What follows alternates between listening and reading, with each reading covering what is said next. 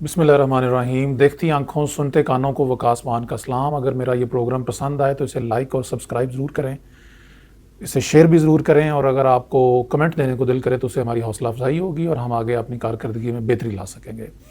آج 2-3 ایشوز ہیں جن کے اوپر میں جلدی سے بات کروں گا۔ ایک تو جیسا کہ کل نیپرا نے نئے ریگولیشنز کا اعلان کر دیا ہے نیٹ میٹرنگ کے بارے میں، سولر کے بارے میں، اس پہ تھوڑی اپڈیٹ ہے۔ شہباز شریف نے بھی کوئی بات کی ہے، اس پہ بات کریں گے۔ ایمنسٹی انٹرنیشنل نے طلبہ تنظیموں کے بارے میں ایک ڈیمانڈ کی ہے، اس پہ آپ کو کوئی خبر دینی ہے۔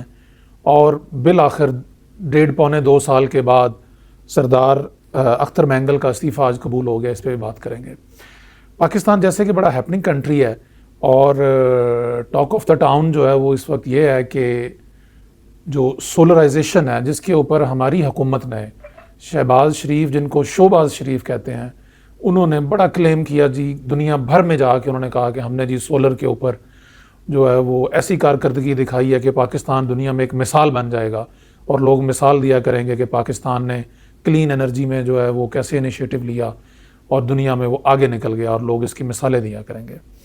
آج وہی حکومت مسلم لیگ نون کی، جنہوں نے سولر کے اوپر انسینٹیو دیا، جنہوں نے لوگوں سے وعدہ کیا کہ آپ سولر لگائیں تاکہ کلین انرجی جو ہے وہ پیدا ہو، آپ کی ماحولیات کے لیے وہ بہتر ہے، انسینٹیوائز کیا گیا، سبسڈی دی گئی سولر کے اوپر۔ پنجاب حکومت نے جو ہے وہ سولر اسکیم اناؤنس کی، زرعی ٹریکٹروں کے لیے سبسڈی دی، اور آج کل نیپرا نے اس کے اوپر اس کو 180 ڈگری جو ہے وہ چینج کر دیا اور کہا کہ آج کے بعد جو ہے وہ نیٹ میٹرنگ کو ختم کر رہے ہیں، اور جو صارفین ہیں وہ جو وابڈا کو واپس بجلی دیں گے اس کے اوپر یہ ان کو صرف 11 روپے یونٹ ملا کرے گا، ایکسچینج نہیں ہوگا۔ اور اس میں کیچ یہ ہے کہ وہ جو 11 روپے دیں گے، حکومت آپ کو 11 روپے دے گی، اس کے اوپر سیلز ٹیکس بھی وہ آپ کو چارج کرے گی۔ تو نیٹ شل یہ ہے کہ سولر کا فائدہ نہیں ہوگا۔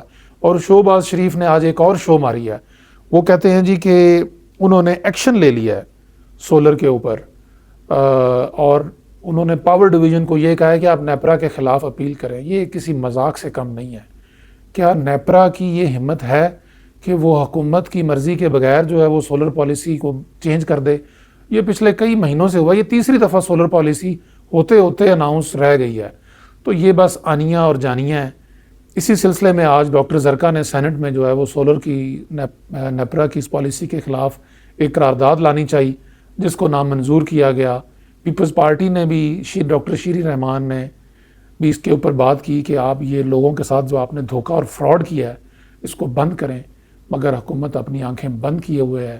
جس طرح سے وہ عام آدمی کا خون نچوڑنے میں لگی ہوئی ہے، اسی طرح سے انہوں نے سولر صارفین کا بھی خون نچوڑ لیا ہے، اور سولر صارفین جو ہیں وہ بس اب تیار ہو جائیں مہنگے مہنگے ٹیکے لگوانے کے لیے۔ دوسری بات، بالآخر آج 1.5 سال کے بعد اختر مینگل جو کہ بلوچستان نیشنل عوامی پارٹی کے سربراہ ہیں، انہوں نے سپٹمبر 2024 میں استعفیٰ دے دیا تھا اپنی قومی اسمبلی کی نشست سے، یہ کہتے ہوئے کہ بلوچستان کی حقیقی نمائندگی اسمبلی میں نہیں آنے دی جاتی، ہماری مقتدرہ حقیقی عوامی نمائندوں کو نہیں آنے دیتے، جس سے ہمارے حقیقی مسائل اجاگر نہیں ہوتے۔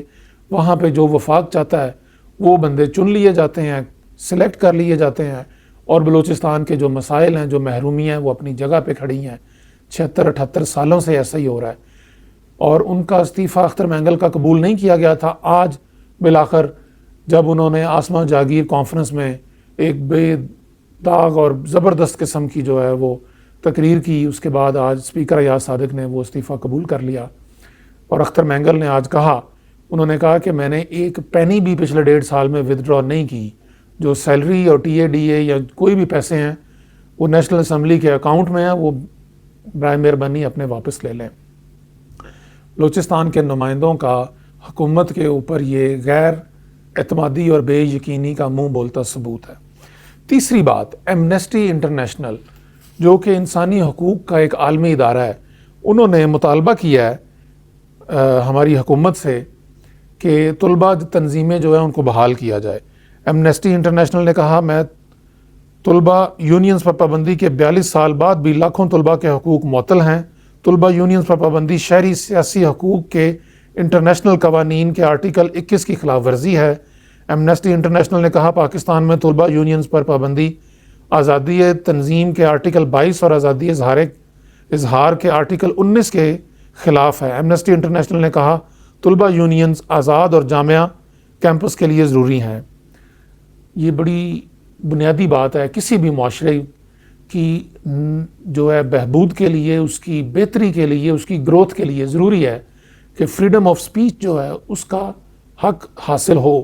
اس کے لیے تنظیمیں بنائی جاتی ہیں، چاہے وہ لیبر کی تنظیمیں ہوں، وہ طلباء کی تنظیمیں ہوں، وکلاء کی ہوں، وہ سیاسی تنظیمیں ہوں، لیکن اس ملک میں 26ویں اور 27ویں آئینی ترامیم کے ذریعے، پیکا جیسے ایکٹ کے ذریعے بنیادی انسانی حقوق، آزادی اظہار رائے، فریڈم آف سپیچ کا گلا گھونٹ دیا گیا ہے، اور کوئی بندہ اپنی آزادی اور انصاف اور حقوق اور آئین اور قانون کی اگر بات کرے تو اس کے اوپر ظلم اور جبر لاگو کر دیا جاتا ہے۔ لیکن ایمنسٹی انٹرنیشنل نے یہ ڈیمانڈ کی ہے کہ طلباء کی تنظیمیں جو ہیں ان کے اوپر پابندی اٹھائی جائے۔ یہ بڑا ایک بنیادی سی بات ہے، کاش کہ ہمارے حکمرانوں کو ہوش کے ناخن آئیں، اور وہ کیونکہ آج کی حکومت جو ہے وہ کل کی اپوزیشن ہوگی، اور ان کو اپنے کپڑے پھاڑنے پڑیں گے کل جب ان کی باری آئے گی، جب جو ہے وہ پہیہ گھومے گا اور یہ دوسری طرف بیٹھے ہوں گے تو ان کو اپنے کپڑے پھاڑنے پڑیں گے اپنی آواز اٹھانے کے لیے، اپنی آواز سنانے کے لیے۔ میرا اور آپ کا اللہ تعالی حامی و ناصر ہو۔